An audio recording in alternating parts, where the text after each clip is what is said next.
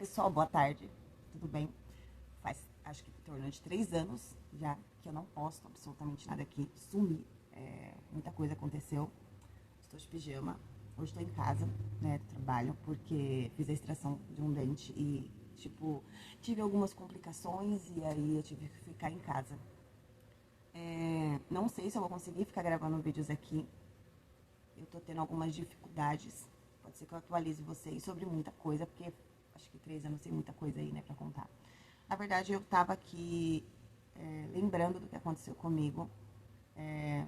Eu faço enfermagem.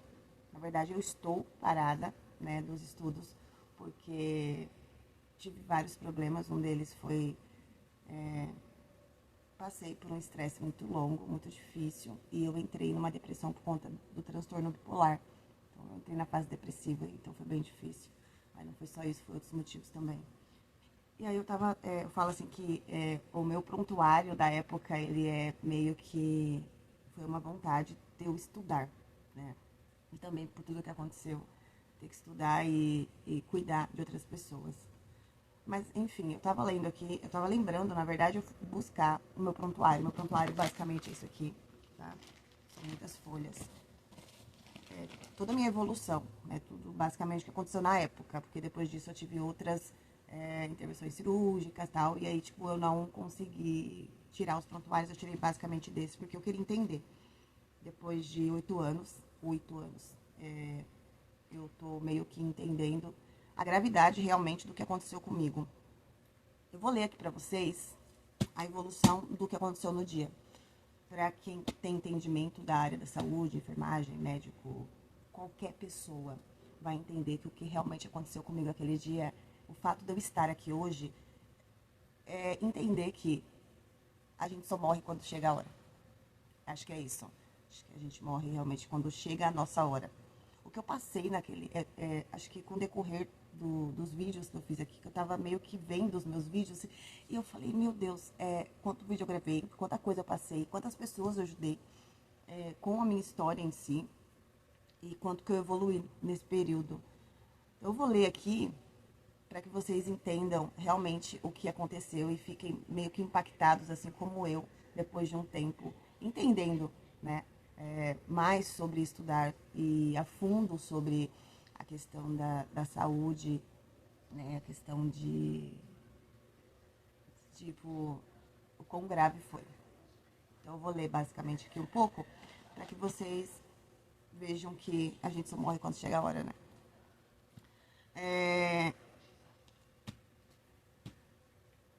Data de entrada, 21/7/2017, às 13h22.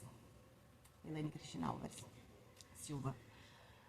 Admito paciente proveniente do centro cirúrgico em pós-operatório imediato de cesariana, placenta creta, evoluindo com hemorragia durante o procedimento, sangramento estimado em 2 litros, administrado 2.000 ml de cristalóide e 500 ml de colóide, transfundida com 4 concentrados de hemácia e necessidade de droga vasoativa. Inicialmente submetida à raquianestesia, porém convertida para anestesia geral devido à instabilidade hemodinâmica. Gestação a termo. Indicado cesariana por hiperatividade. Eu tive 3 cesarianas. Eu não poderia ter mais. Na verdade, era para me ter ido só até a segunda. Fui a terceira e cheguei à quarta, onde eu quase morri. Às 20 horas, isso foi às 13h22, tá? Pra vocês terem noção de, tipo, do quanto que durou a minha cirurgia. Eu fiquei uma hora, mais ou menos, de acordo com os médicos, na UTI. Aí tive hemorragia e às 20 horas eu voltei pro centro cirúrgico. Readmito o paciente proveniente do centro cirúrgico após reabordagem pela ginecobstetrícia para histerectomia e posterior intervenção da urologia para ráfia de bexiga. Ráfia de bexiga, na verdade, foi a cirurgia da bexiga, porque devido ao acretismo placentário, eu tive muita aderência. Então, tipo, eu tive aderência do útero com a bexiga. Se eu estiver errado, alguém me corrige. E isso fez com que, durante a histerectomia, eu tivesse que fazer uma cirurgia na bexiga também, pra meio que descolar a bexiga.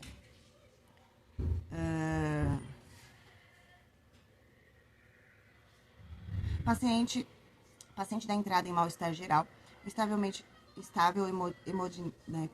Nossa, tá muito apagada.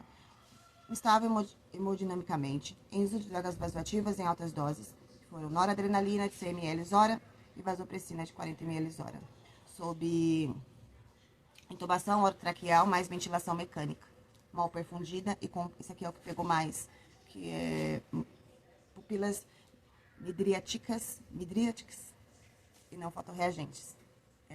Isso quer dizer que eu acho que as pupilas da gente, quando elas não reagem à luz, a gente teve alguma lesão cerebral, ou a gente realmente não acorda. Tipo, o paciente não está reagindo. Hipótese agnóstica, hemorragia puerperal, choque hemorrágico. Aguardar familiar. Na época eu não conseguia falar sobre isso, porque foi um trauma. Se vocês repararem aqui nos vídeos, pra mim foi muito difícil lidar com tudo isso. E entender que, basicamente, eu não tinha chances nenhuma de vida. Nenhuma de vida. Eu perdi muito sangue. Eu perdi 2 litros de sangue naquele dia. Eu evoluí para insuficiência renal, que é o que eu estava tendo. Eu evoluí, meus órgãos um pouco, eles estavam parando, eles não estavam meio que respondendo, e eles iriam realmente desligar. Na verdade, eles têm um protocolo de 3 dias, né, aguardando, e eu não cheguei a 3 dias, acho que eu cheguei a 1 dia, mais ou menos, mas eu não reagia, nada. E aí eu meio que entendo hoje, por estudar, que eu não tinha chance nenhuma de acordar. Acho que foi esse o medo do médico em dizer para minha família que poderia se despedir, né? Eles não decretaram nada como morte encefálica, como nada, mas que realmente eu não teria chance nenhuma. E se eu acordasse, eu teria muitas lesões, né? Eu teria, tipo, lesões no cérebro, poderia ter algumas dificuldades, poderia ficar numa cama vegetando, poderia, existia N possibilidades de muitas coisas. Então, como eu iniciei o vídeo dizendo que a gente só morre realmente quando chega a nossa hora. Hoje eu tenho 41 anos. Durante uma vida toda eu imaginei que eu chegaria aos 30. E acho que o ponto mais difícil da minha vida foi esse. Passar por isso. Entender que às vezes a gente passa por um momento na nossa vida para que a gente tenha novas chances. Eu tive novas chances e soube aproveitar elas até aqui. Eu tô aproveitando a minha vida. Mas eu não sei o motivo pelo qual eu estou lendo isso. Mas isso aqui é como se fosse... Eu queria, às vezes, dar pouca vontade de pôr num quadro para que eu olhasse para aquilo todos os dias. E quando chegasse um momento difícil na minha vida, eu lembrasse que eu sobrevivi a esse dia, né? Então, se eu sobreviver a esse dia, eu posso sobreviver a qualquer coisa. Eu posso sobreviver a uma depressão, eu posso sobreviver a diagnósticos, né? Eu tive muitos diagnósticos, principalmente ano passado. Foram todos de uma vez. Eu tenho TDAH, e isso foi um dos motivos pelo qual acho que eu sofri uma vida inteira, né? Tendo diagnósticos de depressão, TAG, que é o transtorno de ansiedade generalizada, o transtorno bipolar, enfim, todos os problemas que eu tive em relação à parte cognitiva, a parte de atenção, a parte de não concluir nada da minha vida. Mas isso não é o foco desse vídeo. Tive diagnósticos de um tumor de 6 centímetros no meu ovário, tá? Eu retirei o útero, mas eu fiquei com os 2 ovários. E eu sentia muita dor. E aí, com alguns exames que eu fiz, foi descoberto esse tumor no meu ovário. É um tumor benigno, graças a Deus. E ele foi causado pela endometriose. E aí, meio que eu não entendi. Eu tirei o útero.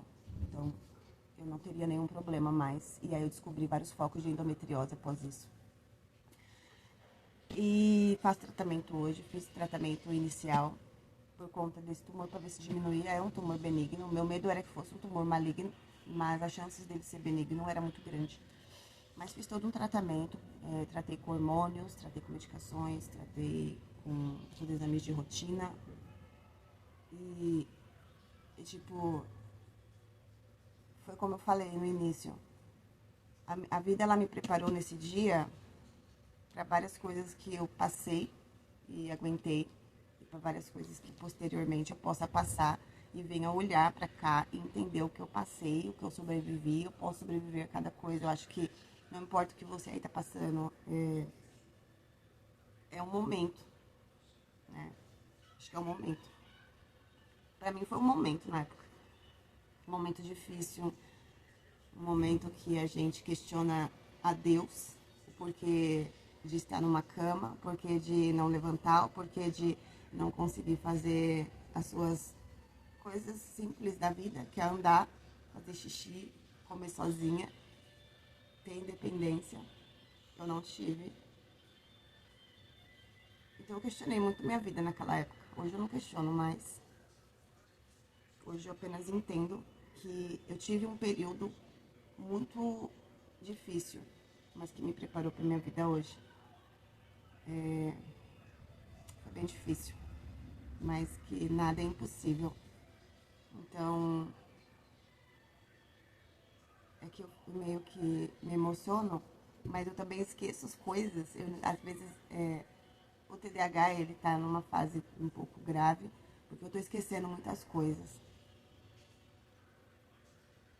E é difícil ouvir as pessoas hoje dizer, romantizar o TDAH como eu esqueci algo, então eu tenho TDAH. E não é. Eu, eu perco o foco de coisas, eu esqueço coisas. E por esquecer, isso me dá. Eu fico um pouco desregulada. Enfim, não foi esse o foco do vídeo. Viu como perdi o foco?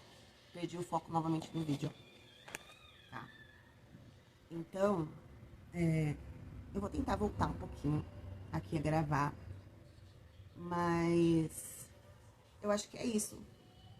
Então, quando eu olho para essa situação, eu vejo uma Elaine que sobreviveu, como eu olho os meus vídeos aqui. Acho que o intuito dos vídeos pode ter sido fazer para as pessoas verem a superação que eu tive, mas na verdade é para que eu possa olhar esses vídeos e ver o quanto que eu evoluí, o quanto que eu cresci, tudo que eu passei e entender que hoje eu tô numa fase muito boa da minha vida. Eu tô numa fase bem legal. É difícil falar, eu esqueço. Mas enfim. Então, acho que o vídeo é mais para deixar essa parte de dizer para você que pode estar com medo de passar pelo que eu passei, pode estar gestante e com medo de e ter tido o mesmo diagnóstico que eu tive e com medo. Eu vou falar para você não ter medo. Não ter medo. Não é porque tipo, pessoas passaram por isso e não sobreviveram que vai acontecer com você. Eu sobrevivi. Tive sequelas. Tenho sequelas até hoje, principalmente na minha perna, porque devido à hemorragia, eu tive uma isquemia. Não sei explicar exatamente o que é, eu sei que ela ocorreu devido à hemorragia que eu tive. E devido à hemorragia, ai, minha perna dormiu. Devido à hemorragia que eu tive, o nosso corpo ele entende o quê? Quando você está recebendo uma transfusão, o corpo vai receber aquela transfusão para os seus órgãos principais. Porém, as suas extremidades, que são suas pernas, os seus braços, elas não vão receber. E isso ocorre a isquemia. Isso ocorreu a morte de alguns nervos meu, que atingiu também alguns músculos. E isso fez dar um problema na minha coluna, aonde hoje eu tenho um problema na coluna, e isso comprimiu o meu nervo e ele morreu. E, enfim, não tenho sensibilidade numa parte da minha perna. Mas isso aí acho que eu ando, né? Acho que eu não tava andando no início. Eu vou ter andado novamente. Então, pra mim, isso. O que é não usar salto? Nunca gostei de salto. O que é, às vezes, tá mancando? Enfim, é isso. Eu tive algumas sequelas, mas não foram tão graves quanto esperavam que fosse. Perdi totalmente o foco desse vídeo. Mas na verdade era pra dizer pra vocês que não importa o que esteja passando, não importa a situação que você tá hoje, se você tá numa situação que você não vê uma saída, que você tem uma dor na alma, que você tem uma dor emocional, que você teve uma perca, que você sofreu coisas que você achou que não merecia sofrer e acha que pra você é o fim, chegou ao fim do túnel, acho que é essa a palavra. Mas você não chegou não, acho que tem muita coisa pra viver aí. A gente tem que pensar positivo, olhar sempre pro que a gente já passou, pelo que a gente sobreviveu e pelas metas e objetivos que a gente tem. É isso, o vídeo ficou extremamente longo. Não queria que ele ficasse. Eu acostumei a gravar vídeos lá na rede vizinha, lá onde eu gravei. E aqui eu vou que vou e vou com Deus. Mas é isso, foi bom estar aqui de novo. Mostrar minha cara novamente. E mostrar pra vocês que, sei lá, tem um vídeo aqui que o pessoal sempre pergunta pra mim se eu consegui sair do Rivotril. Consegui. Faz 4 anos que eu não tomo Rivotril igual tomava. Tomo, tipo, coisa de 2 gotas às vezes quando eu tô desregulada, né? Aí eu tomo só pra me acalmar ali, depois eu passo de novo. Mas eu não tomo mais Rivotril, porque a medicação que eu tomo hoje é a medicação que é o estabilizador de humor, e é isso, e ponto final. Não tomo medicação pro TDAH.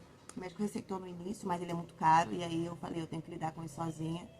Por enquanto eu consigo lidar, mas estou fazendo terapia, faço acompanhamento com psiquiatra, e estou fazendo investigação pro TEA. Por conta de hoje eu ter muita... Na verdade, eu acho que eu sempre tive... Oh, meu Deus do céu, o vídeo vai ficar longo, eu conto isso depois. Mas é isso. Voltei aqui só pra dar um oi de 20 minutos. E é isso. Um abraço pra vocês. Muito bom estar aqui de novo. E deixa eu terminar de fazer minhas coisas. Não sei começar e não sei iniciar vídeos. E é isso. Um beijo pra vocês.